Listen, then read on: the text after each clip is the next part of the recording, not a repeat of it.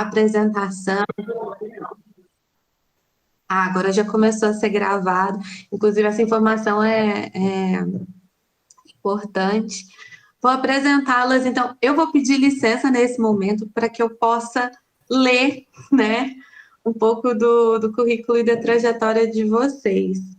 Deixa eu abrir aqui. Vamos lá. Primeiro, para quem está nos assistindo, é importante mencionar que essa exposição de hoje é um fruto de um trabalho acadêmico das duas expositoras, da Lívia e da Paula. Aliás, nós estamos entre 3 Paulas, né? A Lívia de Paula, a Paula Fernanda e a Paula Corrêa. É uma exposição do trabalho acadêmico desenvolvido pelas duas em parceria, então não representa uma visão institucional do Ministério da Justiça, tá? Então não é uma apresentação institucional, mas sim de pesquisas acadêmicas e experiências trazidas pelas expositoras, tá bom? Então vamos conhecer um pouquinho, né? Falando da Lívia primeiro, eu vou sair um pouquinho do foco da câmera aqui, porque vocês têm muita coisa para falar, tem até que filtrar um pouco, porque são grandes expositoras, são grandes profissionais de envergadura acadêmica exemplar, inclusive. Vamos lá. A Lívia, ela é coordenadora geral de assuntos internacionais da Assessoria Especial Internacional, ligada diretamente ao gabinete do Ministro da Justiça e Segurança Pública. Está com mestrado em andamento em gestão pública pela UNB, ela possui graduação pela PUC do Rio, especialização em direito privado, especialização em andamento em direito internacional e atuação com foco em direito internacional, com cursos no Centro de Estudos em Direito Internacional, CEDIM, Hague Academy of International Law e curso de aperfeiçoamento em Direito e Organização Mundial de Comércio, Contrato e Arbitragem Internacionais da Universidade Cândido Mendes. Ela é servidora pública desde 2010. A Paula, também nossa expositora, ela é corregedora-geral do Ministério da Justiça e Segurança Pública. Também tem mestrado em andamento em gestão pública pela UNB.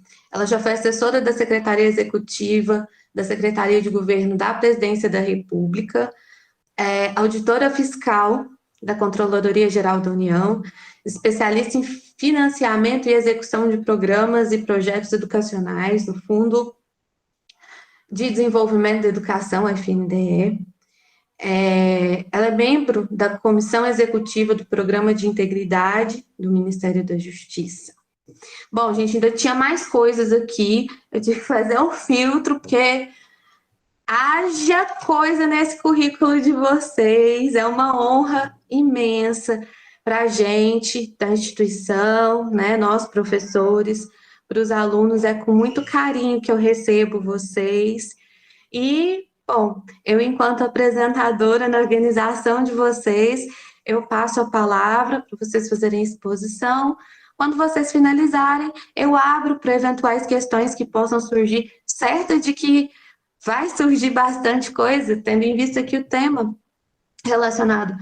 relacionados em geral ao combate à corrupção, eles permeiam debates incandescentes e, assim, estudos nesse sentido, né, aprofundamentos nesse sentido, são de suma importância para que a gente possa, de fato, entender muitas situações, tanto situações cotidianas, como eventuais interesses em aprofundamentos acadêmicos, como uma visão científica e pormenorizada sobre esses temas. Então, eu passo a palavra a vocês. Olá, boa noite a todos. Muito obrigada, Paula, pelo convite. Na verdade, Paulas, pelo convite. Eu pediria somente uma ajuda para saber como eu poderia compartilhar a tela para a gente começar aqui o trabalho da apresentação. Certo, vamos lá. Boa noite, professora Paula Fernanda. Juliano, tudo bem? Boa noite, Juliano. Então vamos lá, Lívia. Você, ao lado do seu microfone da câmera, tem um quadradinho com a setinha para cima. Você clica nele, E coloca a para tela apresentar. inteira? Ou a tela inteira seria mais ideal. Você bota a tela inteira, Ok. aí escolhe a tela que você quer compartilhar, se você tiver mais de uma. Coloca para compartilhar.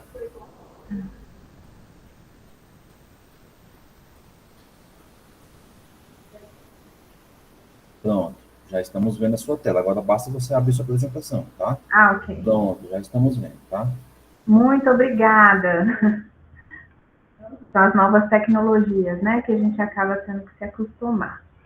E aí, a respeito de novas tecnologias, estamos aqui fazendo essa apresentação, como bem mencionou a Paula, uma apresentação que foi fruto de um trabalho acadêmico que eu e Paula produzimos, e esperamos aqui trazer um pouquinho do conhecimento para vocês a respeito dessa transformação digital na cooperação internacional e para o combate, né? Como essa transformação digital ela vai ser vertida aí para o combate à lavagem de dinheiro e financiamento do terrorismo.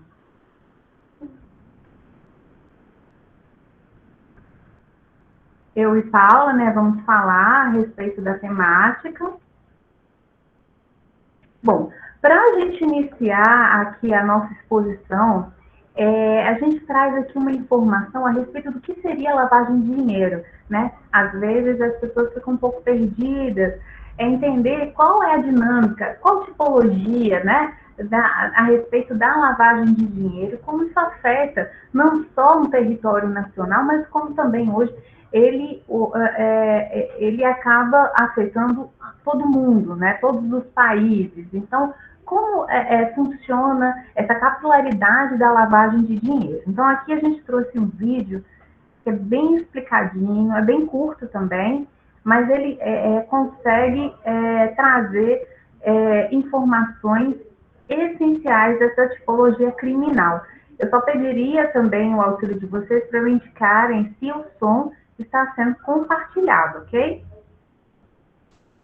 Lívia, dessa forma não é possível reproduzir som, tá?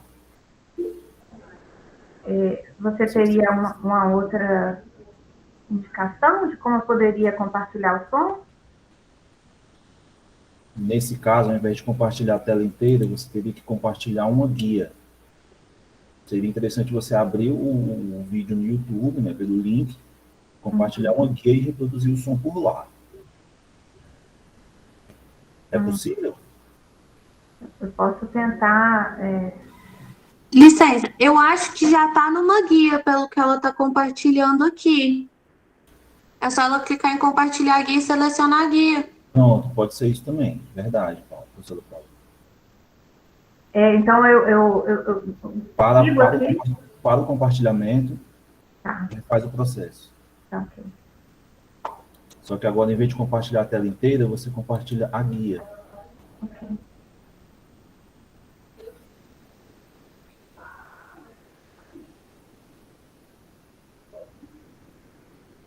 Funcionou? Já estão vendo? Sim, já estamos. Um momento. Eu acabei voltando aqui.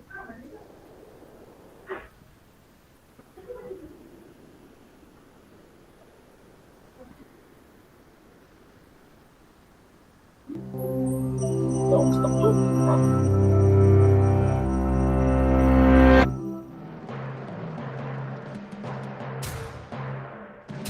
As one of the most notorious gangsters in history, Al Capone presided over a vast and profitable empire of organized crime.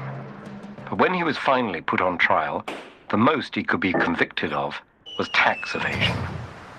The nearly $100 million a year, that's 1.4 billion in today's currency, that Capone had earned from illegal gambling, bootlegging, brothels, and extortion would have served as evidence of his crimes. But the money was nowhere to be found. Capone and his associates had hidden it through investments in various businesses whose ultimate ownership couldn't be proven, like cash-only laundromats. In fact, those laundromats are part of the reason for the name of this activity, money laundering. Money laundering came to be the term for any process that cleans illegally obtained funds of their dirty criminal origins, allowing them to be used within the legal economy. But Capone wasn't the first to launder money. In fact, this practice is about as old as money itself. Merchants hid their riches from tax collectors, and pirates sought to sell their bounty without drawing attention to how they got it. With the recent arrival of virtual currencies, offshore banking, the dark net, and global markets, schemes have become much more complex.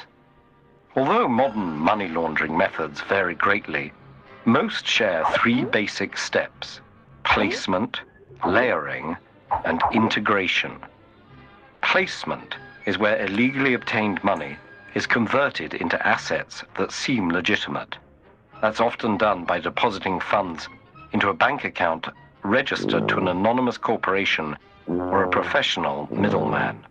This step is where criminals are often most vulnerable to detection, since they introduce massive wealth into the financial system seemingly out of nowhere. The second step, layering, involves using multiple transactions to further distance the funds from their origin.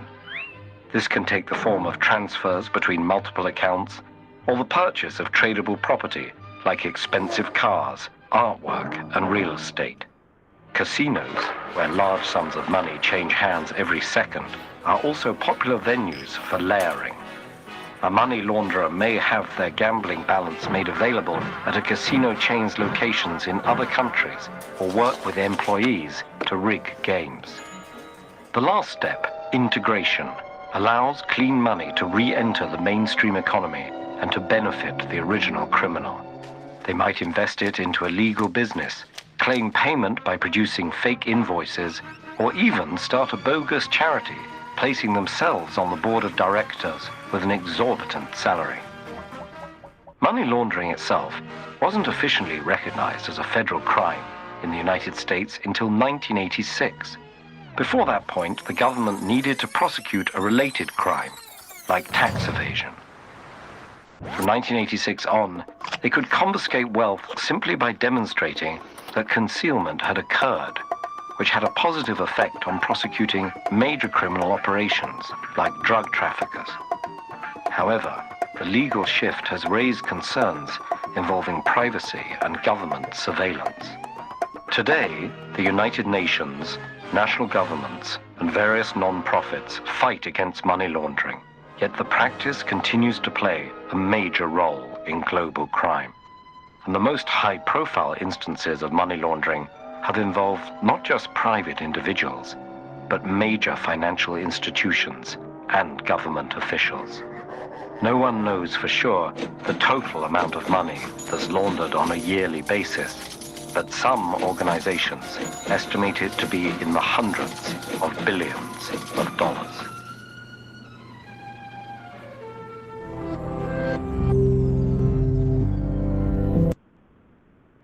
Bom, aqui voltando à nossa apresentação, esse vídeo tem como propósito trazer, então, uma visão inicial do que seria essa tipologia da lavagem de dinheiro e como ela afeta globalmente as economias, né, as instituições financeiras, o governo, as pessoas, né, e como isso vai impactar também na forma que as autoridades encaram essa sistemática, né? Duas coisas são patentes aqui. A capilaridade do crime de lavagem de dinheiro, financiamento ao terrorismo, ela é gigantesca, enorme, então ela não funciona, ela não enxerga limites territoriais, né? E uma outra questão é que não só funciona hoje você combater a organização criminosa atacando as pessoas, né? Você indo atrás daquelas pessoas que são alvos daquela investigação, mas sim seguindo o dinheiro, né? Quanto mais você vai bloquear aquele dinheiro, né? Congelar aquele dinheiro, repatriar para o país onde houve um tipo de ação corrupta, ou enfim, que houve, né, a origem dessa lavagem de dinheiro, você sim vai conseguir atingir a organização criminosa, porque sabemos que você, prendendo, né, a pessoa responsável por gerenciar essa organização, amanhã outro aparecerá, né? Mas o dinheiro que movimenta todo o esquema, ele sim vai impactar de uma forma muito significativa nessa organização criminosa. E aí vemos essa questão do crime, da lavagem de dinheiro e a necessidade de aumentar o diálogo e cooperação com outros países. Esse diálogo ele começa na verdade, se acentuar, né? Porque a gente vê a cooperação, ela sempre existiu, né, entre os países, de uma forma bem incipiente, né, no início dos tempos, e na medida que o mundo foi se globalizando, né, então esse diálogo já foi puxado com a globalização, houve uma maior integração entre as soberanias nacionais, né? A diluição das fronteiras, da visão de fronteira nacional, de soberania de um Estado, ela foi se desfacelando um pouco, na verdade, em vista de um bem maior, né? Do combate à criminalidade ou de cooperação em vários sentidos, sistema ambiental, né? Então, a gente vê essa visão soberana, ela se desintegrando um pouco para uma visão do bem comum, né? E aqui o objeto do nosso análise é do combate ao crime de lavagem de dinheiro e o financiamento do terrorismo. Quais são os mecanismos que a gente se utiliza?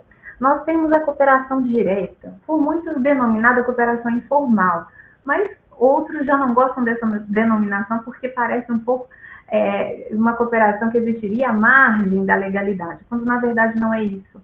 Ela é totalmente legal e ela é realizada entre órgãos homólogos, né, polícias, né, através do canal da Interpol, Estado Interpol, os ministérios públicos, os magistrados também fazem, as unidades de inteligência financeira, né, as UIFs, aqui no caso do Brasil é o COAF, e outros órgãos congêneres que podem trocar informação de inteligência através de redes, através de sistemas, comunicações diretas. Então, isso tudo a gente ainda vai falar, mas existe essa cooperação direta entre os órgãos homólogos. Ao passo que existe também a cooperação jurídica formal. A cooperação jurídica formal, ela enfim, na história, né, era muito realizada através de carta rogatória, por via diplomática, né? Hoje ela já tem um viés um pouco distinto, né? A cooperação jurídica ela é realizada através das autoridades centrais, então que empreende uma celeridade nessa comunicação, mas a gente tem esses dois mecanismos, então a cooperação direta e a cooperação jurídica. Cooperação jurídica que, na verdade, ela vai basear a instrução de um processo, né? E as cooperações, elas não são independentes entre si, elas na verdade, são bem sinérgicas, né? Elas atuam em uma espécie de simbiose. Por quê? Para eu instruir um pedido de cooperação formal, em muitos casos, eu preciso de informações mais detalhadas, que a cooperação direta vai ser capaz de me fornecer. Então, elas se complementam no final das contas, né? E aí, somente uma distinção para quem não conhece essa sistemática da cooperação jurídica internacional. A gente geralmente chama cooperação ativa a cooperação que o Brasil, né, manda para o exterior.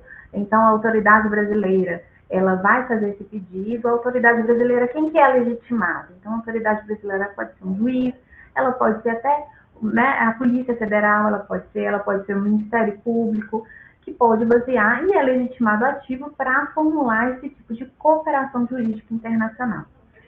A cooperação passiva é quando trata-se da cooperação que nós recebemos e executamos por aqui, né? Essa cooperação passiva, em muitos casos, e aqui já direcionando para a cooperação em matéria penal, tá? Porque existe a matéria civil, trabalhista, empresarial, mas aqui já direcionando, propriamente dito, para a cooperação jurídica em matéria penal.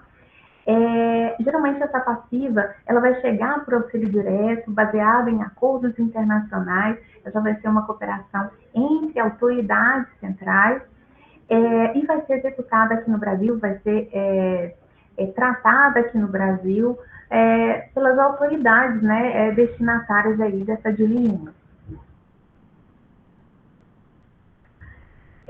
Então, a cooperação ela vai ser esse intercâmbio internacional para o cumprimento extraterritorial de medidas processuais do poder judiciário de outro Estado. Eu vou aqui dar alguns exemplos, não sei se é o slide a seguir, mas sim, a cooperação penal, ela é o reflexo disso, né? Então, ela vai ser o reflexo do processo penal. O que eu preciso no processo penal para executar lá fora, né? Então, a justiça, ela não termina aqui, né? No espaço territorial brasileiro.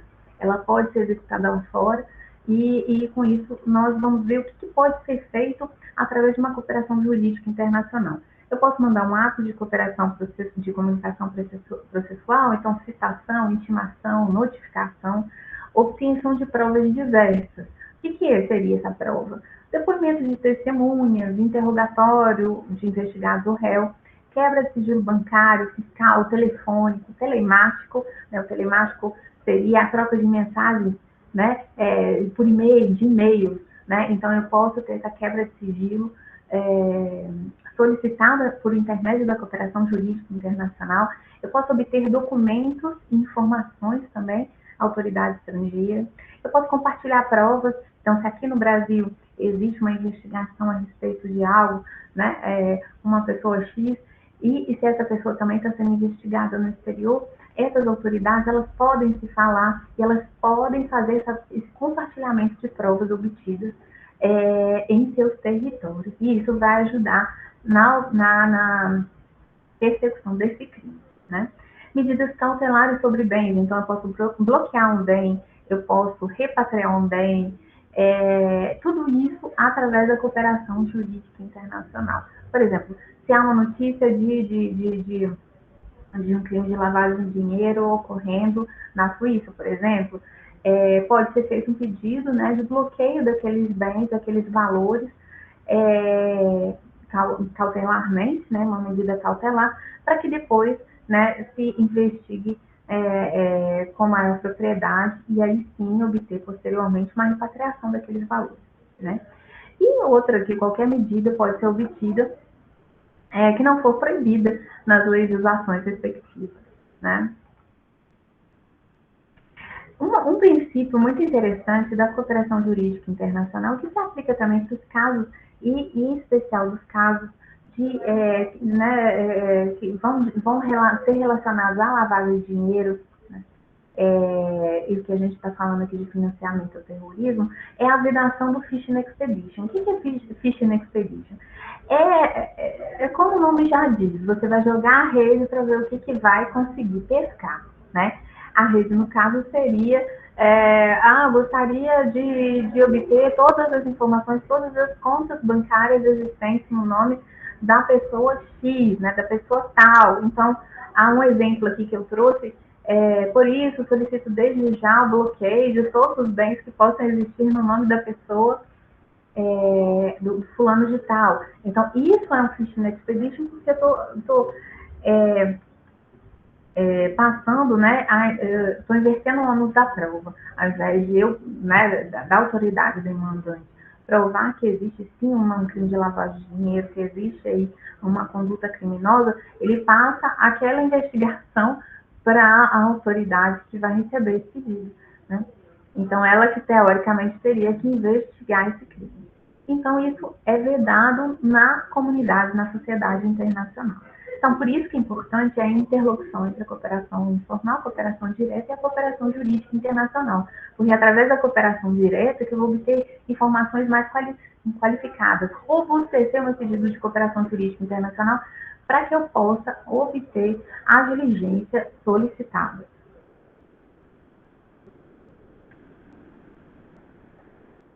E aí, trazendo toda a preocupação, né, dos países, no sentido de coibir mesmo esse tipo de criminalidade. E já trazendo um diálogo para a transformação digital, utilização de sistemas digitais na percepção desses crimes e no aumento da qualidade de métodos investigativos, a gente trouxe aqui a Convenção das Nações Unidas contra a Corrupção, a Convenção de Mérida, muito utilizada na cooperação jurídica internacional. Então, aqui ele já traz uma orientação geral para os países, né, uma preocupação geral da comunidade internacional na aplicação de medidas viáveis para detectar já movimentos transfronteiriços que dizem respeito à questão da corrupção, lavagem de dinheiro.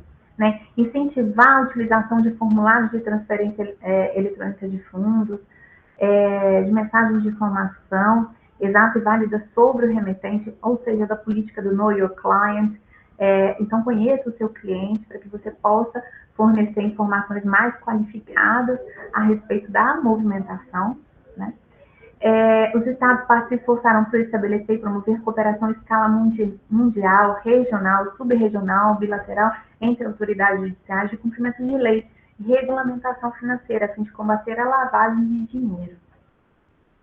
Então, já veio uma preocupação internacional nesse sentido, inclusive técnicas especiais de investigação. Então, eu tenho, você vai incentivar os países a se utilizarem dessas técnicas, inclusive com a vigilância eletrônica, né?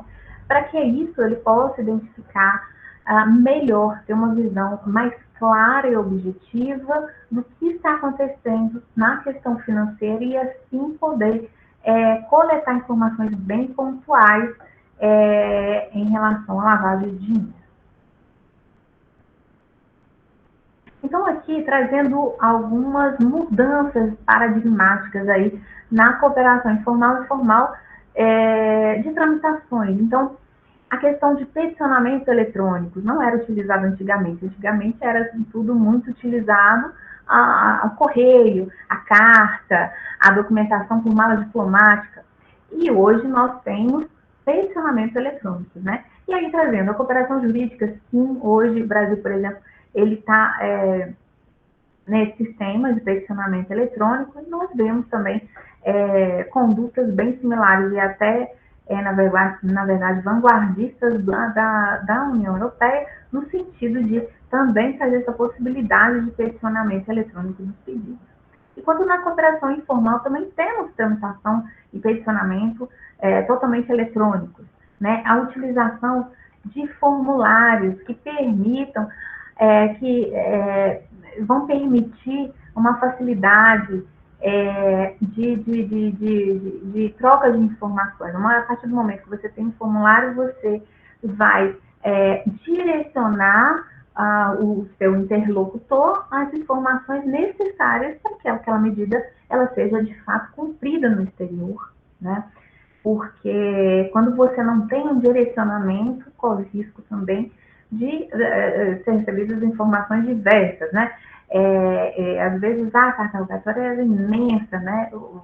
A autoridade judiciária colocava ali tudo o que achava necessário, às vezes até anexava processos inteiros, quando na verdade o formulário enxuga essa interlocução, esse diálogo, ele torna as informações bem mais pragmáticas, pontuais, de facilidade de identificação, e aí facilita, inclusive, a parte da tradução dessa documentação, né?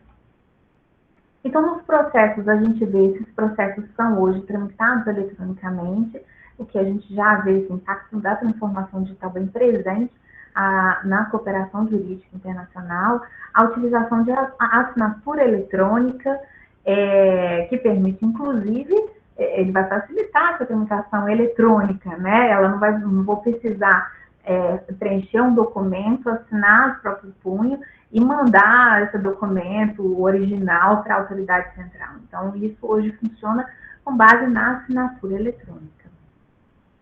A análise de dados antes era realizada um monte de informações, às vezes desconexas entre si, né? Às vezes você recebia de uma autoridade financeira, uma autoridade bancária, informações na época em disquete, outras em pilhas de papel. Então, para você converter todas essas informações num processo só e conseguir fazer uma leitura mais fácil da informação dos dados, desculpa, isso também ele foi facilitado com a transformação digital. Eu trouxe aqui um videozinho também breve a respeito do laboratório de tecnologias, né? Hoje existe no Ministério da Justiça, ele acabou sendo replicado para as demais unidades, né, da federação, E vou aqui colocar para vocês poderem entender melhor como hoje esses dados, eles são, como são realizadas as leituras desses dados.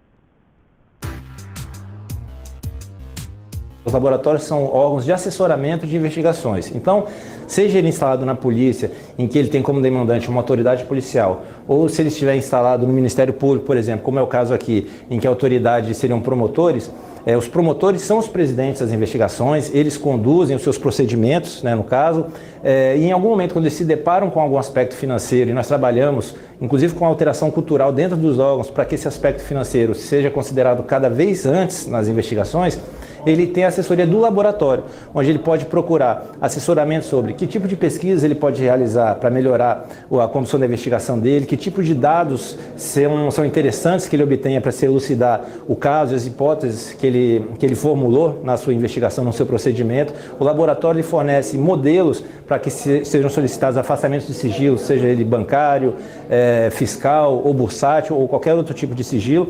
Então o laboratório faz toda essa assessoria e aí o dono da investigação vai atrás desses dados, faz a solicitação, se cadastra em sistemas, tudo isso é assessorado pelo laboratório, e uma vez que esses dados são todos reunidos, aí sim o laboratório vai internalizar esses dados e usar ferramentas de tecnologia para fazer análise de vínculos, ou seja, vincular as pessoas, contas, telefones, veículos, enfim, tudo que está contido naquela investigação, utilizar ferramentas que possam fazer cruzamentos e filtros, de forma que você possa fazer comparações e, em geral, você está procurando incompatibilidades ou coincidências, digamos assim. E dessa forma você consegue fazer relatórios técnicos de análise, que é o produto principal do laboratório, e entrega para o dono da investigação. E esse material é feito justamente para a produção de prova, para realmente ser utilizado nos processos e servir como uma constatação de uma realidade que aquela massa de dados todos mostrava, mas estava oculta justamente pelo excesso de dados. E a gente consegue utilizar softwares e colaboradores capacitados para cruzarem esses dados todos e identificarem aquelas transações, aquelas ligações, aqueles aspectos que são mais importantes e montarem,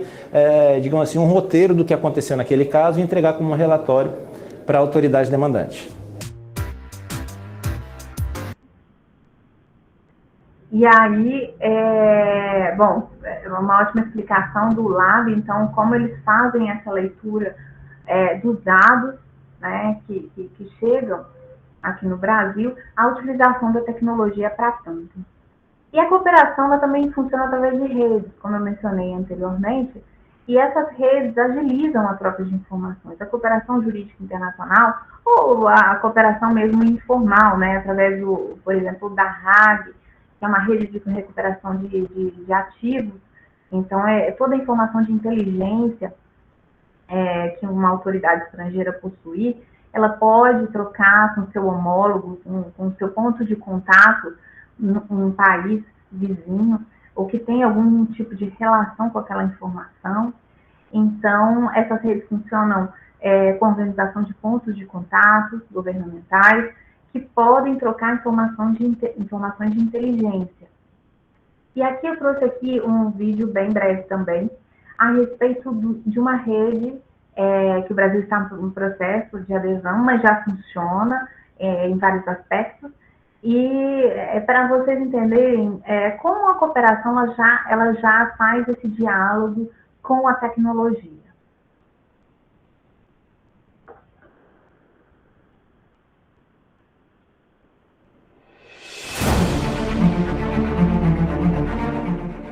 Vivimos tiempos de cambio.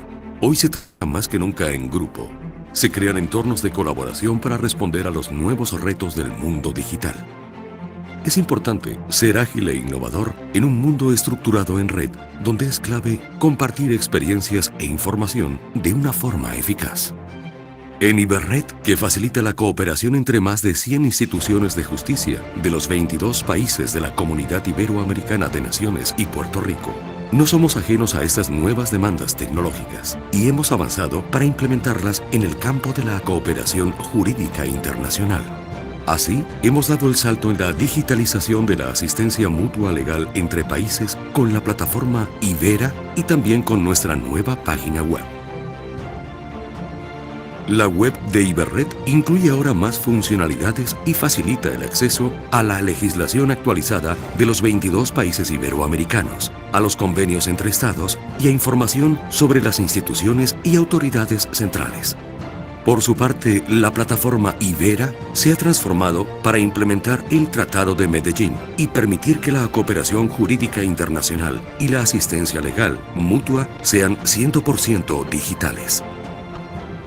Reduce tiempo y costos y dota de efectos jurídicos al envío y recepción online de la documentación legal entre estados, garantizando la tutela judicial efectiva para el ciudadano.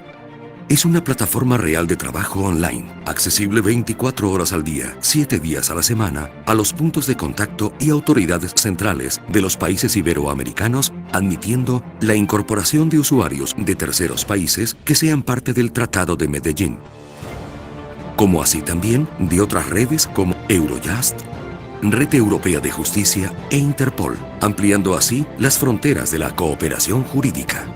Permite funcionalidades como la videoconferencia, solo accesible desde la plataforma y con acceso cifrado que, por ejemplo, permitirá las declaraciones testimoniales sin traslados y la firma digital con certificado de uso único por autoridad central, lo que otorga la plena validez jurídica de los envíos.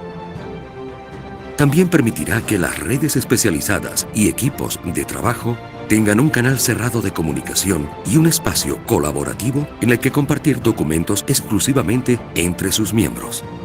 Todas estas tecnologías han sido desarrolladas gracias al apoyo de la cooperación española y en colaboración con ANSERT, la plataforma tecnológica y de certificación del notariado español, lo que garantiza la realización de todas las operaciones en un entorno de comunicación digital seguro. Con nuestra plataforma Ibera hemos creado la mayor plataforma mundial de intercambio de información civil y penal entre instituciones, dando respuesta operativa a los acuerdos entre los estados iberoamericanos para incrementar la seguridad jurídica en la región y luchar contra el crimen organizado transnacional. Hemos dado un gran paso adelante. Hemos puesto el mundo digital al servicio de la justicia. Bom, então aqui tem, a gente consegue depreender o quanto a cooperação ela está interligada hoje com a questão da tecnologia, né? Então você vai permitir uma segurança, momento da dinâmica probatória, o compartilhamento de dados ele vai ser de uma forma muito eficiente, segura, eficaz, vai permitir a questão também da tomada de decisões do administrador ali, do servidor que está no momento da investigação. Vai otimizar informações espontâneas, troca de informações espontâneas. Então, a partir do momento que você tem um país que visualiza, né, da política do conheça seu cliente, já visualiza uma certa movimentação financeira, estranha à normalidade e vê alguma relação com um país estrangeiro, ela já pode encaminhar aquela informação como forma de informação espontânea. E aquele outro país pode sim ser alertado para aquela movimentação estranha à normalidade. E aí, uma pergunta, uma provocação, um questionamento, que aí minha colega Paula também agora vai entrar um pouquinho nessa dinâmica da transformação digital nas instituições. Então, será que nós estamos vivendo essa transformação digital na cooperação internacional? Então, vou convidar agora, chamar minha colega Paula para introduzir essa temática, dar continuidade à temática. Obrigada. Obrigada, Lívia. Primeiro, boa noite a todos. Sejam muito bem-vindos. Fico muito honrada em receber esse convite e poder compartilhar um pouco do que nós pesquisamos, né, a respeito da transformação digital, falar um pouquinho sobre a transformação digital na cooperação internacional, mais especificamente no combate à lavagem de dinheiro, ao financiamento ao terrorismo, que é um tema muito caro, não só ao Ministério da Justiça, mas acho que ao Estado brasileiro, considerando toda a conjuntura, né, que nós estamos vivendo no cenário mundial, enfim. Bem, primeiro, Lívia, você pode passar para mim, por favor? Considerando essa provocação que a Lívia fez, né, eu queria fazer uma breve diferenciação entre o que seria digitalização e transformação digital. A digitalização, ela seria uma mera conversão de dados analógicos, né, da forma física para a forma digital. A transformação digital não, ela traz já um aspecto muito mais amplo, porque ela é um processo de adoção de ferramentas, existe uma questão de métodos digitais, especificamente para uma organização, mas que traz, inclusive, uma transformação de cultura e a relação entre os usuários. Então, assim, abarca uma questão muito mais ampla do que uma mera conversão de dados analógicos. Pode passar, Lívia. Bem, e quando se fala em transformação digital no combate à lavagem de dinheiro, o que a comunidade internacional tem recomendado aos estados que fazem parte dessas redes de cooperação que a Lívia comentou? Bem, especificamente aqui eu trouxe um material sobre as oportunidades e desafios das novas tecnologias no combate à lavagem de dinheiro e financiamento do terrorismo, que foi elaborado pela Força-Tarefa do GAFI. O GAFI é uma rede de cooperação das unidades de inteligência financeira e eles tratam de políticas de proteção ao sistema financeiro global, contra a lavagem de dinheiro, financiamento do terrorismo, e eles elaboram recomendações, né, que são reconhecidas como parâmetros globais para a prevenção e combate à lavagem de dinheiro. Nesse documento, ele trata como novas tecnologias têm um potencial de fazer com que as medidas de combate elas sejam mais céleres, mais econômicas e mais efetivas. Então, assim, para isso, eles tratam especificamente das soluções digitais, e tratando como a inteligência artificial tem esse potencial de fazer com que as medidas de combate elas alcancem o seu objetivo, né? E possam identificar riscos e responder, comunicar e monitorar as atividades suspeitas, que é o objetivo das unidades de inteligência financeira. Bem, como isso pode acontecer, né? Dentro do setor público, esse documento ele fala que a melhoria do monitoramento em tempo real e a troca das informações com os parceiros permite que haja uma visão mais completa dos setores regulados, ou seja, a gente consegue alcançar uma melhoria na supervisão dessas transações. Já no setor privado, a tecnologia ela pode melhorar a avaliação de riscos, as práticas que são utilizadas, os relacionamentos com as autoridades competentes, os controles internos, o accountability e, acima de tudo, uma boa governança, que é o mínimo necessário para que a gente alcance o objetivo de fazer esse combate. Bem, aqui eu já posso pontuar que o próprio documento do GAFI, ele já mostra a importância de que essas tecnologias elas avancem tanto no setor público quanto no setor privado. Ou seja, caso o setor público avance na regulação, mas o setor privado não adote as tecnologias de forma a melhorar o seu compliance, anti-lavagem, enfim, o tratamento disso se torna inviável. Então, assim, essa conjunção de fatores, tanto público quanto privado, é essencial para que haja um efetivo combate à lavagem de dinheiro. Pode passar, Lívia. Bem, é muito interessante que esse documento ele fez uma pesquisa entre os principais usuários das novas tecnologias e perguntou quem estaria usando essas novas tecnologias, ou seja, quais seriam os principais usuários e o que se alcançou e que traz que tem grande relevância para o que nós estamos tratando aqui, é que o setor público ele ocupa apenas 4% do total de usuários de novas tecnologias. Ou seja, ainda existe muito a ser feito, né, pelo setor público para se avançar na transformação digital, para que sejam alcançados os níveis de transformação capazes de enfrentar um crime tão complexo, né, de tanta capilaridade, como a Lívia falou, que envolve a lavagem de dinheiro e o financiamento ao terrorismo. Pode passar, Lívia. Bem, esses entrevistados, quando eles foram questionados, eles também apontaram quais seriam as vantagens do uso dessas novas tecnologias no setor público. Enquanto usuários, eles entenderam que a supervisão, essas novas tecnologias seriam capazes de fomentar uma maior supervisão, uma supervisão de maior número de instituições, o que seria excelente, porque dentro da limitação de recursos humanos, né, então, essa supervisão acaba sendo um pouco limitada. A identificação a melhor identificação e entendimento de riscos associados aos diferentes setores, o monitoramento do compliance da lavagem de dinheiro e o financiamento ao terrorismo em tempo real E essa questão é bem interessante, porque eu acho que um dos maiores desafios hoje no combate à lavagem de dinheiro, quando a gente se trata de moedas virtuais, é essa questão e das transações serem instantâneas também, essa dificuldade de acompanhar, de fazer esse monitoramento dessas transações quando a gente fala principalmente em moedas virtuais, né? Comunicar-se com mais eficiência com outras entidades supervisoras e levantar informações adicionais quando a gente trata de investigação, essa rede de cooperação, que a comunicação seja rápida, ágil e que as informações que sejam levantadas da forma mais célere possível, ela implica necessariamente na efetividade da investigação, né? E a capacidade de bloquear ativos e de trazer melhores resultados. Armazenar e processar e relatar maior número de dados. Quando a gente trata de volume de dados, principalmente financeiros, a gente fala de um grande volume de dados, né? Fazer o tratamento, o processamento dessas informações é muito difícil e muito custoso. Então, o uso dessas tecnologias é essencial para que isso seja feito com maior celeridade. E a troca de informações com outras autoridades competentes, como eu falei, principalmente na questão de investigações. Então, o impacto dessas novas tecnologias ele fica muito evidente quando trata dessas questões.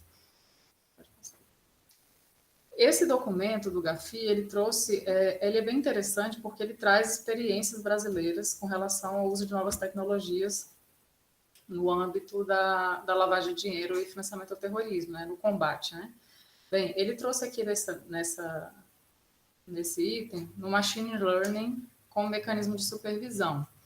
Bem, em 2019, o Banco Central ele desenvolveu uma matriz prioritária a partir de um conjunto de indicadores objetivos para identificar quais entidades supervisionadas elas devem ser priorizadas no planejamento anual de supervisão.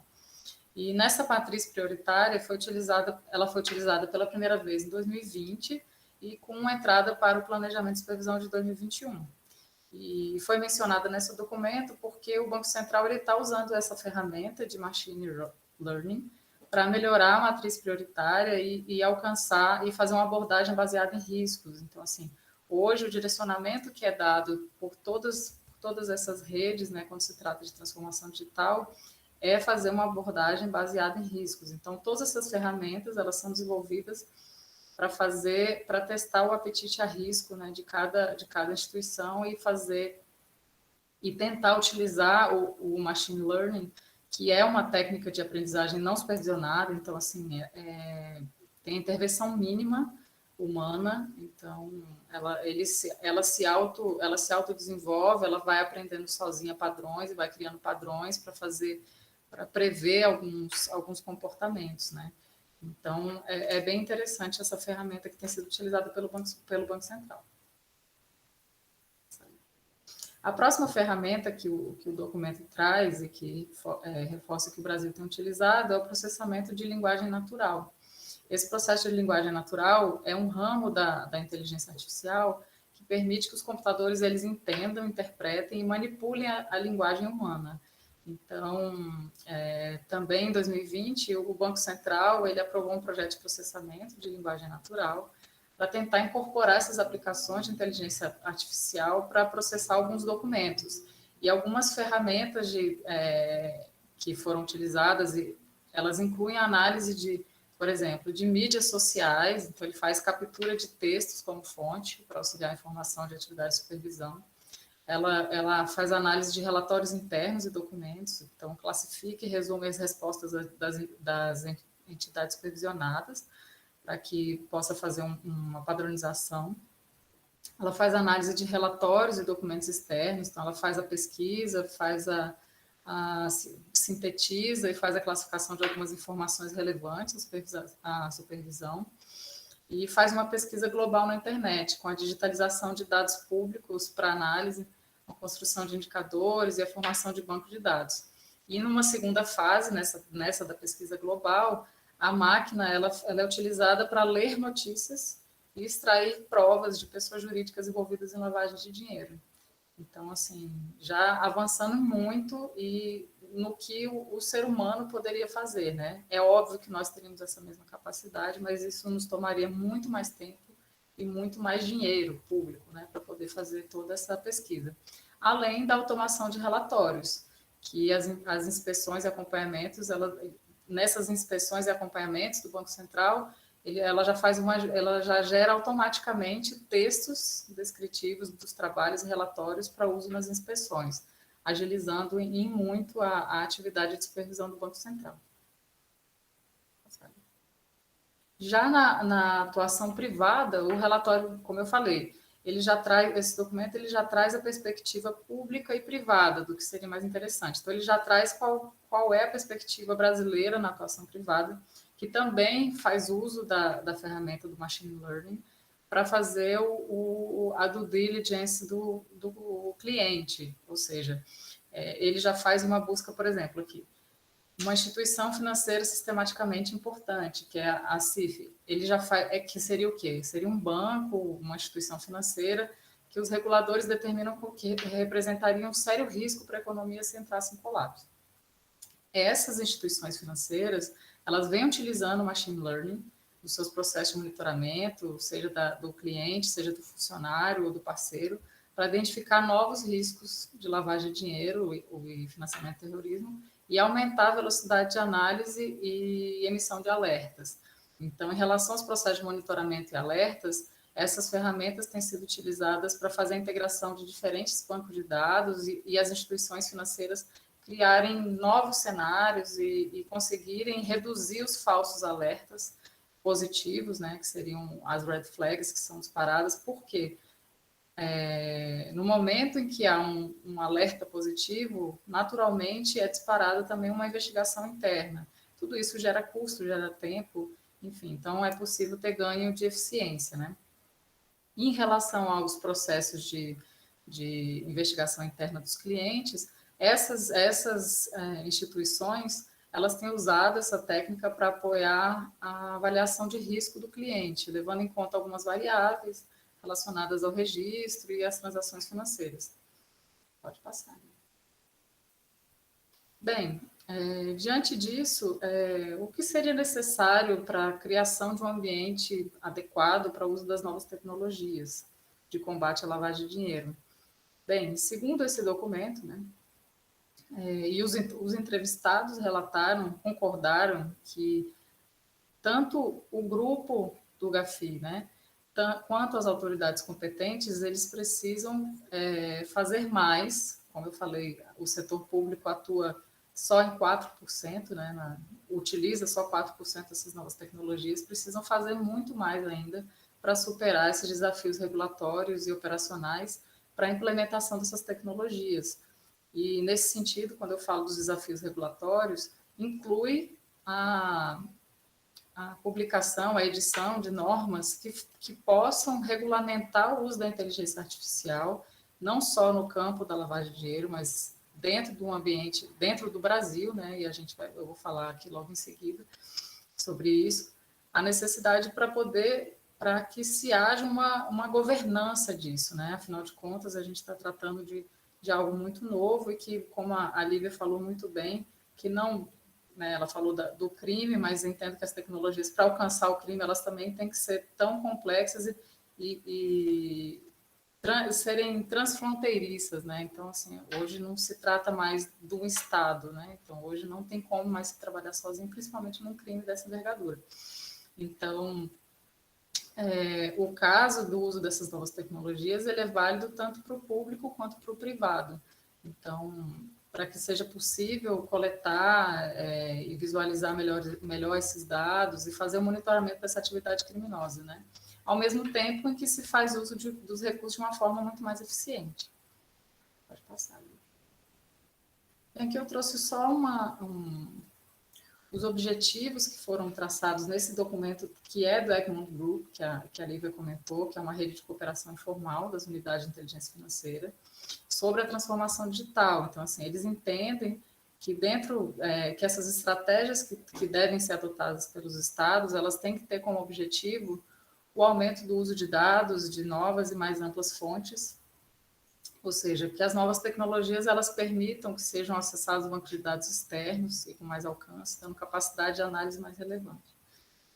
O aumento da capacidade de manuseio dos dados, o fortalecimento de capacidades analíticas para poder fazer mineração de dados e fazer identificação de padrões, uma melhor compreensão dos riscos de lavagem de dinheiro, como eu falei, essa abordagem de risco, né, ela é essencial para que possam ser definidas prioridades, inclusive no uso da inteligência artificial. Ela também não é irrestrita, ela encontra limites, então também tem que ser feita essa análise de risco. E a segurança na coleta, comunicação, disseminação e armazenamento de dados. Como a Lívia falou muito bem, hoje existe, dentro dessas redes, existe essa troca de informações de inteligência, mas que a inteligência artificial ela seja capaz de garantir a segurança tanto no armazenamento quanto na disseminação dessas informações. Pode passar.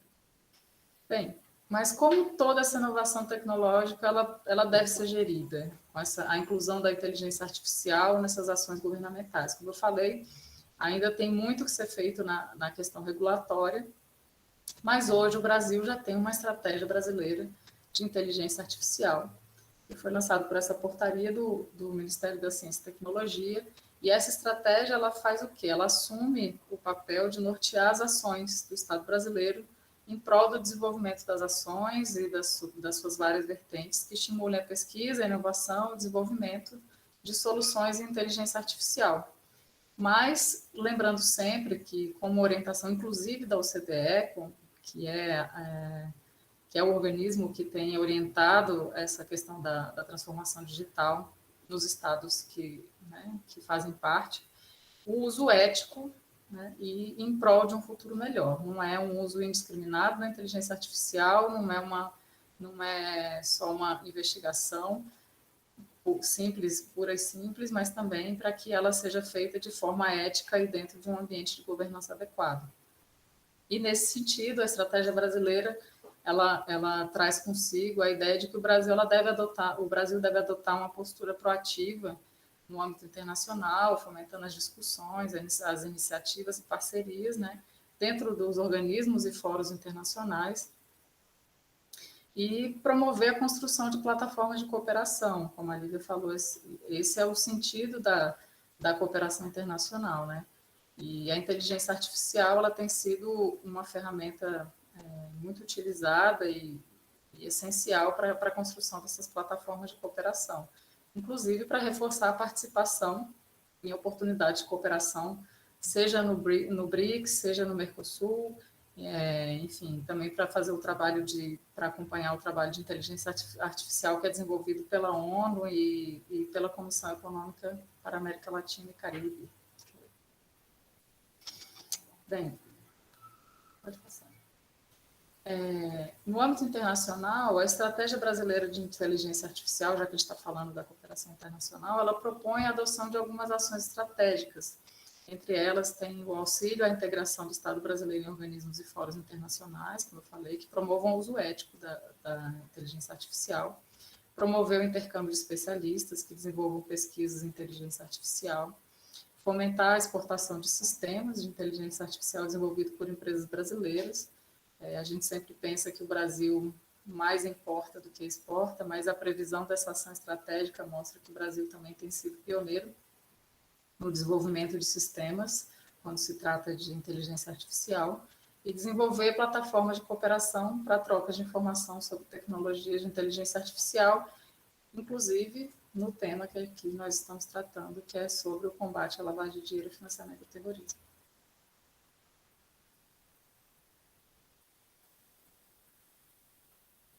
Bem, eu quero agradecer a todos, espero que a nossa apresentação tenha trazido mais conhecimento, mais esclarecimento. O tema realmente é um tema muito novo. Quando nós fizemos essa pesquisa para a disciplina do nosso mestrado, nós enfrentamos algumas barreiras que envolvem realmente a produção científica sobre o tema.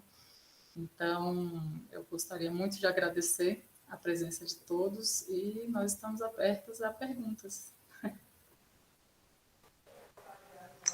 Vou começar, então.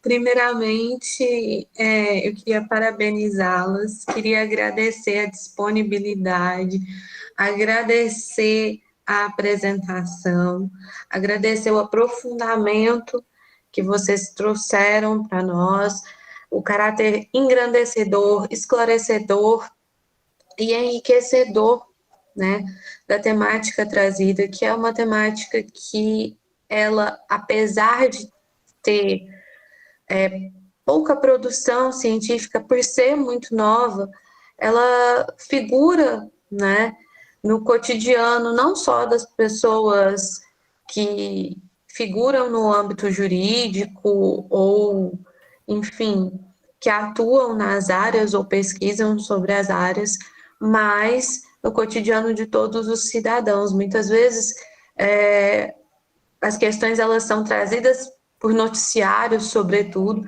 A gente tem que aconteceu alguma coisa e, de alguma forma, aquilo foi resolvido. Porém, as questões que permeiam, né, essas formas de resolução, que permitem esses diálogos internacionais de cooperação, elas pouco são faladas, né? Nós visualizamos, então, as inovações tecnológicas tendo um papel protagonista nesse sentido, né? Queria até, eu até estava me esquecendo, mas eu preciso falar uma coisa, já estava encaminhando para a minha questão, mas eu preciso falar uma coisa para vocês. O que vocês trouxeram foi engrandecedor, mas eu preciso enaltecer a qualidade estética da apresentação e organização da apresentação. Eu estou me interrompendo para enaltecer esse ponto, porque eu achei extremamente dinâmico, foi uma estratégia muito interessante trazer os vídeos em pontos onde tinham conceitos essenciais a serem trazidos, a serem elucidados. Então, eu achei de uma qualidade singular, inclusive vou levar para a vida, vou levar como exemplo aqui, mas foi de uma qualidade, assim, de ponta, foi uma... Gente, vocês estão de parabéns nesse sentido, tá bom? E agora, caminhando, assim, para alguns questionamentos, vocês foram falando, eu até coloquei...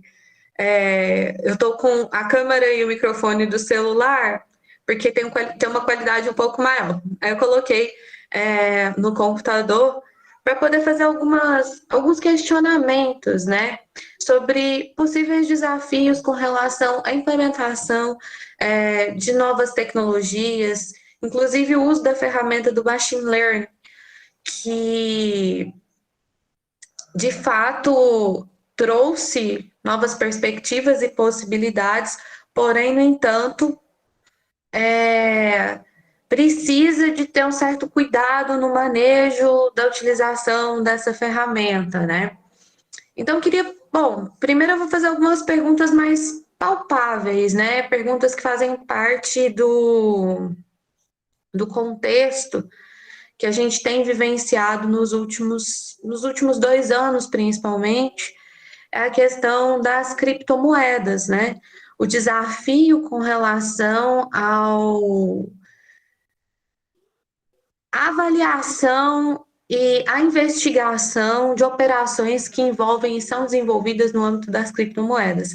Recentemente eu estava ouvindo um noticiário que eles trouxeram ali uma nova moeda digital que era baseada numa série, né, da Netflix, se eu não me engano, Round Six. Ainda não tive a oportunidade de assistir, sei o contexto, por que tem essa referência, enfim, mas foi um golpe muito, muito estratégico a nível internacional, no qual eles começaram a comercializar essa moeda, né? Fizeram um esquema parecido com o esquema de pirâmide, não exatamente porque não tinha todas as características dos esquemas de pirâmide, e essa moeda começou a cotação valendo 7 centavos de dólar e, de repente, desapareceu,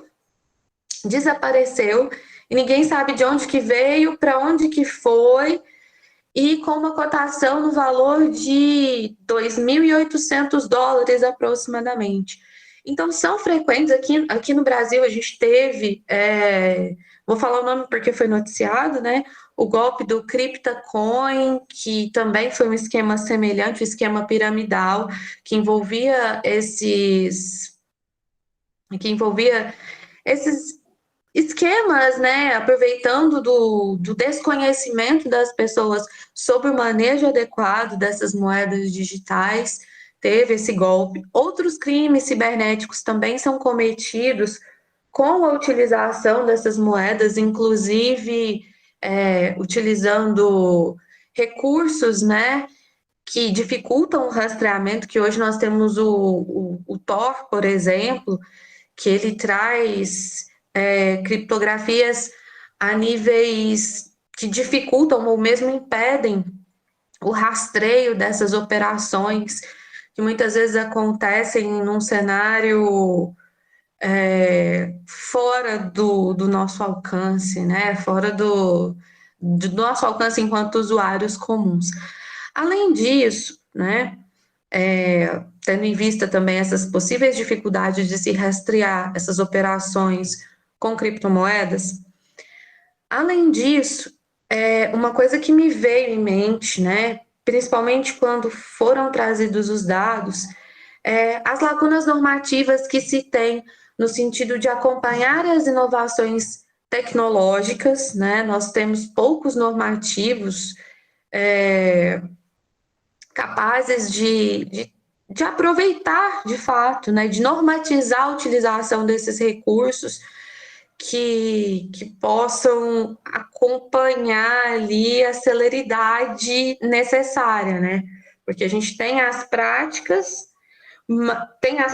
tem os recursos, mas nós temos lacunas normativas. Então, talvez queria que vocês, se vocês pudessem tecer alguns comentários sobre as possíveis dificuldades em sanar essas lacunas normativas, seja por conta da complexidade e das complexidades em geral de um processo legislativo, ou mesmo, né, da instituição de algum normativo. O que tem faltado para o poder público para promover determinadas ações no sentido de acompanhar essas inovações que têm sido trazidas, né? E também, já é outro ponto, estou falando tudo uma vez, viu, gente? Também já é outro ponto, quais seriam os pontos com relação às principais dificuldades no combate à lavagem de dinheiro e o financiamento ao terrorismo, que têm sido encontrados não só no Brasil, mas a nível internacional. Então, eu queria que vocês falassem um pouco sobre esses pontos, né? A questão dos normativos, a questão da real utilização dos recursos que hoje já são reais e presentes, e, bom, as possibilidades e os limites que se tem diante de um cenário que a gente não tem um sistema de controle, a gente não tem um sistema regulador, que é o cenário das criptomoedas. Se vocês pudessem fazer algumas pontuações nesse sentido. Sim, o que eu queria, quando você falou aí dos normativos, Paula, me veio aqui à mente que eu comentei hoje até mais cedo. O Brasil ele já tem um projeto de lei para tratamento da inteligência artificial, para fazer essa regulamentação, para tratar um pouco da governança também do uso da inteligência artificial. Isso aí é uma exigência, inclusive, da OCDE. O projeto de lei ele já foi sancionado, já passou pela Câmara, mas ele ainda precisa da aprovação do Senado. E eu não vou saber detalhes desse projeto de lei agora para te trazer especificamente, mas essa regulamentação da inteligência artificial ela já está a caminho, né? Como eu falei, a estratégia brasileira de inteligência artificial ela já existe antes da normatização, porque a gente sabe exatamente da questão da morosidade, né, do processo legislativo para a gente conseguir fazer esse tipo de normatização. Quando você perguntou aí sobre as criptomoedas, a Lívia talvez ela possa até me ajudar um pouco, porque ela trabalhou lá no DRCI. Existe a Estratégia Nacional de Combate à Lavagem de Dinheiro e Recuperação de Ativos, que é que se chama ENCLA, né, que é do DRCI, que é do Departamento, né, de Recuperação de Ativos e Cooperação Internacional aqui do Ministério da Justiça. Na ENCLA, por muitos anos e em várias ações, já tem sido tratada a questão das criptomoedas. Então, já tem sido pensadas... primeiro, só para entender o que é a ENCLA. A ENCLA, ela traz proposições, ela reúne órgãos, entidades que têm interesses em comuns a respeito de um tema, para, ao final desse ano, dessa ação, eles tragam algumas proposições, né? Então, o que eu posso te dizer que é do meu conhecimento, talvez a Lívia saiba um pouco mais, é que já foram feitas algumas ações nesse sentido, relacionadas às moedas virtuais, inclusive formas de investigação, enfim, de equipes conjuntas de investigação. Agora, eu não vou saber te dizer se existe já alguma tecnologia específica tratada dentro dessas ações da ENCLA. O que eu posso te dizer nesse momento é sobre isso. E quando você perguntou para mim sobre os limites, né, uma coisa que eu até comentei quando nós fizemos a apresentação no seminário, lá na nossa disciplina de transformação digital, é que eu entendo que hoje os limites para qualquer inovação que seja implementada na administração pública, um dos maiores limites é para o próprio administrador, porque qualquer inovação dessa, qualquer sistema ou ferramenta que queira ser usada, como você estava falando aí do machine learning, qual é o limite que se encontra disso, né? Então, hoje a maior preocupação que se tem, e é por isso toda a questão dessa normatização e da regulamentação, é como ser feito o uso desse tipo de ferramenta de forma ética, né? Então, isso tem que ser uma preocupação. Nós sabemos qual é a capacidade dessas ferramentas, a capacidade de invasão, quando a gente está numa sociedade que se trata tanto de proteção de dados, e falar no uso de ferramentas que criam padrões, que usam banco de dados, e a gente sabe da dificuldade de fazer o controle de compartilhamento de informações de sites, e a gente fala aqui de busca em web, né? Então, é uma preocupação muito grande. Com certeza, o Brasil ainda tem que caminhar muito para fazer uma regulamentação adequada, para que essas ferramentas elas sejam criadas.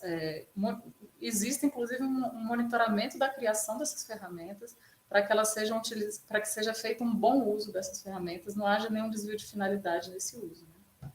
Não sei se a Lívia quer acrescentar. Bom, não há muito a acrescentar depois dessa explicação da Paula, que foi bem completa.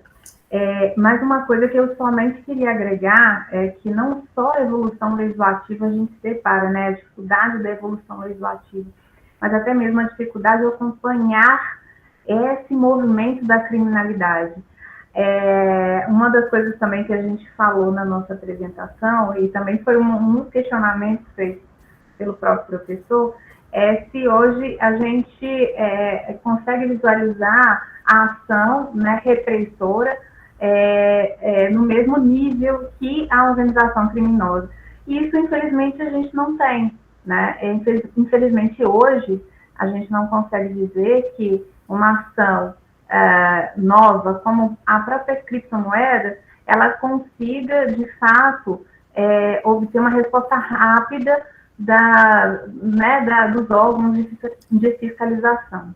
E uma coisa que eu pontuei nessa apresentação foi que a própria cooperação internacional, esse diálogo internacional, troca de informações, ele sofreu também um certo preconceito no início. É muito difícil um Estado, ele sair um pouco da inércia, da soberania e se jogar no mundo internacional com a troca de informações, uma confiança em redes de comunicação, que essa é uma questão interessante, porque a partir do momento que um país ele troca informações de inteligência através de redes, ele também está um pouco vulnerável, acaba ficando um pouco vulnerável, né? Então, sair dessa inércia e partir para uma cooperação mais atuante, ela demorou um pouco, e esse vácuo do tempo permitiu que a organização criminosa ela crescesse evoluísse, né, porque ela não enfrenta tantos desafios legais, ela cresceu, ela evoluiu, enquanto que a atuação governamental, ela tenta ainda seguir esses passos e atuar ainda, não na proatividade, né, mas sim no reflexo, trabalhando, né, no reflexo concreto que a gente se depara das organizações criminosas. Eles evoluíram infinitamente mais, né, infelizmente, do que a nossa capacidade tecnológica. Lógico que a partir do momento que a gente tenta acentuar a troca de informações de inteligência, a utilização da inteligência artificial, a criação dessa estratégia brasileira, ou enfim, até mesmo global, esse pensamento global, lógico que a tendência é você chegar no nível ótimo, né, de repressão da criminalidade, até agir com uma certa proatividade perante esses crimes. Mas é isso, esse é o quadro atual, né? E uma coisa que Paula trouxe muito bem, a necessidade, talvez, de uma iniciativa e parcerias público-privadas. É o que a gente vê em alguns países já adotando essa medida. Então, associar também com empresas privadas que já acompanham uma certa rapidez da evolução tecnológica, talvez sejam os caminhos, né, para a evolução do sistema público. Bom, é isso. Paula, se você quiser também adicionar mais alguma coisa.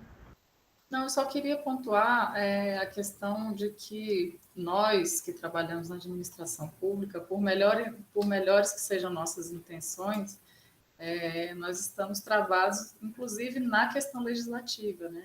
Então, como nós só podemos fazer o que a lei permite, então, realmente, essa vinculação da atuação no setor público, ela limita muito o nosso trabalho e, ao mesmo tempo, também a falta de regulamentação, ela deixa o gestor público numa situação de vulnerabilidade quando se trata na possível prática de atos infracionais, né? Isso falando, inclusive, como corregedora e sabendo da possibilidade de que mesmo a boa intenção, na ausência de uma normatização, ela pode gerar, inclusive, uma repressão, né?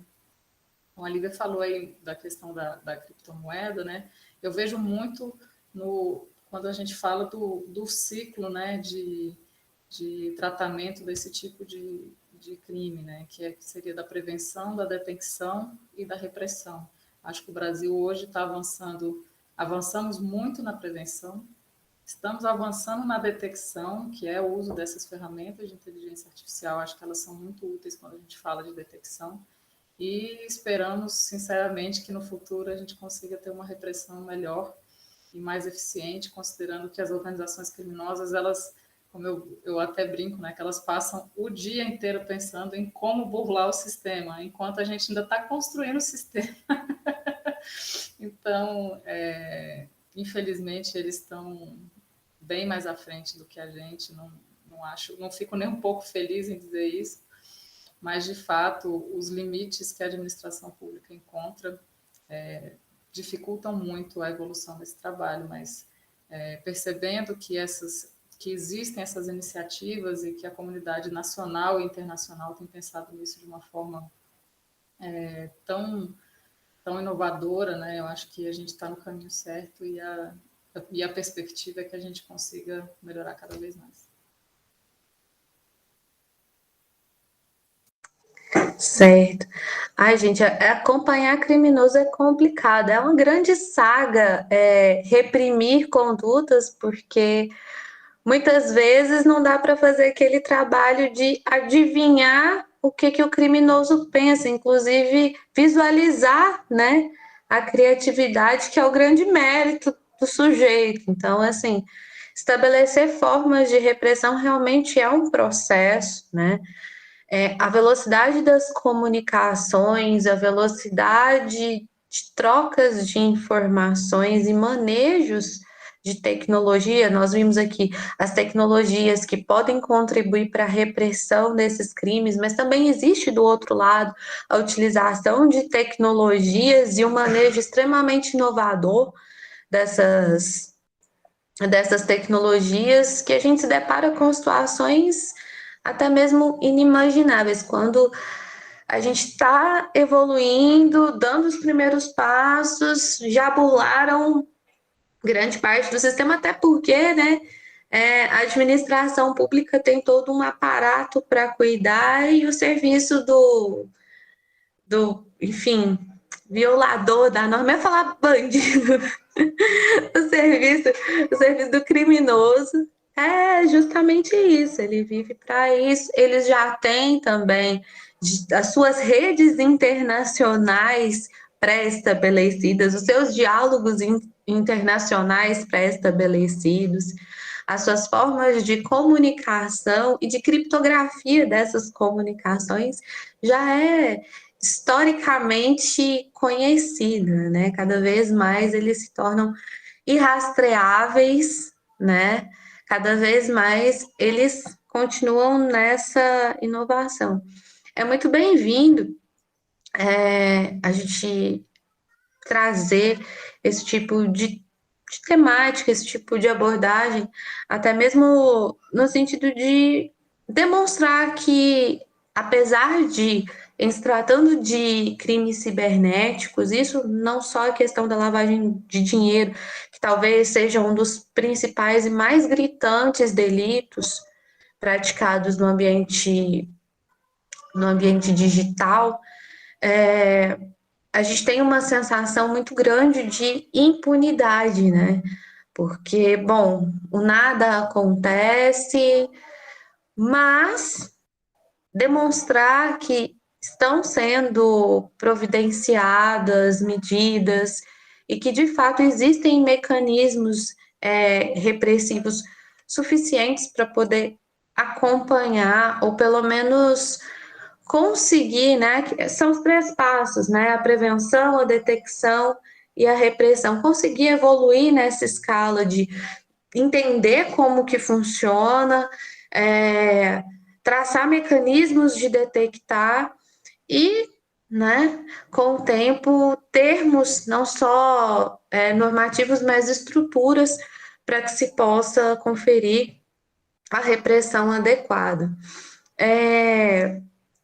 Eu fiquei bastante satisfeita, institucionalmente falando, representando aqui a instituição. Eu convido vocês para, assim que possível, conhecer, né, o IESB, quem sabe ano que vem, presencialmente, poder trazer essa contribuição que é de grande interesse dos alunos. A palestra está sendo gravada, né, porque alguns alunos hoje, né, até me comunicaram, alguns alunos não puderam assistir, porque já estamos em época de avaliação, né? Então, alguns alunos vão ter acesso posterior a esse conteúdo, e todo mundo aqui sabe como é que é a semana de prova, né? Então, vai ficar disponibilizado muitas monografias que pesquisam sobre o tema, muitos grupos de pesquisa que nós temos nos observatórios aqui do IESB também tem grande interesse sobre a temática desenvolvida. Então, eu queria convidar a Lívia, a Paula, para conhecer e quem sabe não, que venham presencialmente em breve, né, dadas as reaberturas adequadas e seguras aí no futuro, para participar conosco desses debates.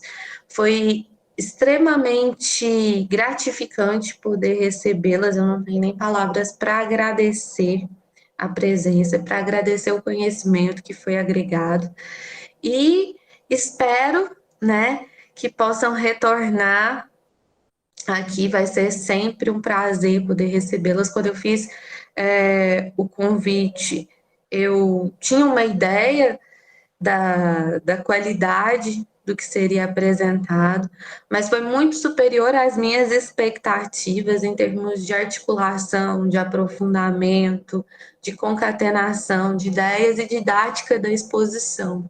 Clareza, né? Até elogiei e foram sinceros os meus elogios.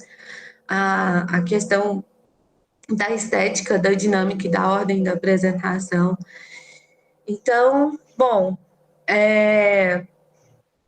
por enquanto eu estou satisfeita, as minhas dúvidas elas foram sanadas, os principais pontos, que eu acho que também são pontos de curiosidade e de sensibilidade, né, de todo mundo que, como eu, né, fora um pouco alheio a essa questão, a essas questões, né, em específico, entre direito e tecnologia, né?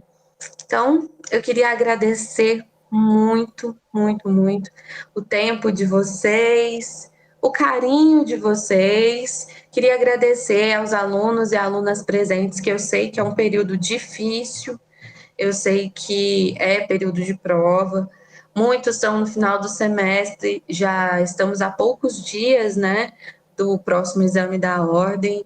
Então, queria agradecer muito a presença e eu tenho certeza que isso contribuiu bastante na vida de cada um e na forma de pensar e de ver, né, de fato, como muitas coisas acontecem de uma maneira diferente.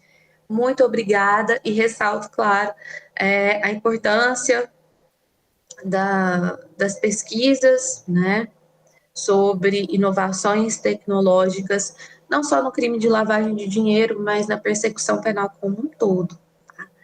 Então, bom, gente, Paula, eu queria... também, viu? Obrigada. Obrigada, Lívia, também, minha parceira aí nessa aventura. É sempre um prazer compartilhar um pouco do conhecimento que a gente adquire. Eu acho que nosso objetivo também é esse, né? É compartilhar e trazer novas perspectivas aí para todo mundo. Principalmente para quem está na graduação, que está prestes a enfrentar essa nova carreira, enfrentar esses novos desafios aí, que com certeza essa evolução da tecnologia no direito, e né, acho que vai ser o futuro próximo e o futuro que eles irão enfrentar. Obrigada. Obrigada, Paula. Faço as palavras da Paula, as minhas palavras também. Obrigada pela oportunidade. Aqui, na verdade, a gente está aqui apresentando um trabalho que nós também aprendemos demais, né, Paula? Cada dia que a gente vai atualizar, a gente acaba aprendendo mais ainda, descobrindo mais informações, e foi o que aconteceu conosco também. Trouxemos aqui informações novas que não tínhamos apresentado na nossa disciplina. Então, com isso a gente vai evoluindo também, aprendendo muito. Ficamos à disposição para quaisquer dúvidas posteriores, que a gente possa também esclarecer adicionalmente. E é isso, obrigada pela oportunidade. Antes de encerrar, eu queria registrar os elogios dos alunos no chat, e queria registrar aqui, né, a Lúcia, ela me mandou um WhatsApp que ela, infelizmente, teve uma queda de energia na casa dela e não conseguiu acompanhar, né? Ela lamentou muito, mas registrou o elogio aqui, mandou aqui no grupo do WhatsApp. Os demais também registraram diversos elogios, não só no chat, mas também nos grupos aqui que acompanharam, né? Como eu falei, alguns alunos estavam com restrição de tempo, mas ficam aí os registros e os agradecimentos por parte deles, tá bom? Então, pessoal, por hoje é só. Eu declaro encerrado o nosso encontro de hoje e fico até logo. Até logo, até breve. Até logo. Até breve.